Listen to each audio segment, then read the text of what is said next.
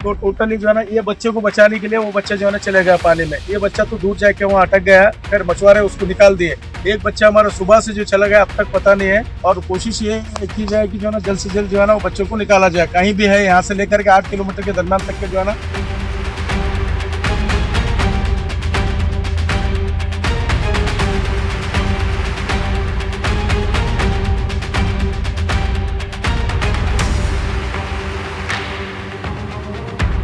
यहाँ इतने लोग जो जमा हुए हैं सुबह जो है 6-7 बजे के दरमियान में, ये बच्चे जो है ना यहाँ पर जस्ट जो है ना को एंजॉय करने के लिए छुट्टी में जो है ना आए हुए थे, और एक बच्चा जो है ना हमारे यहाँ से जो है ना पानी से बह गया है।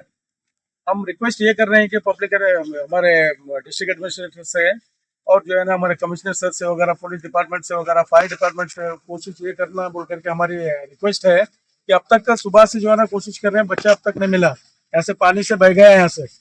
तो टोटली जो है ना ये बच्चे को बचाने के लिए वो बच्चा जो है ना चले गया पानी में। ये बच्चा तो दूर जाके वहाँ अटक गया, फिर मछुआरे उसको निकाल दिए। एक बच्चा हमारा सुबह से जो चला गया अब तक पता नहीं है।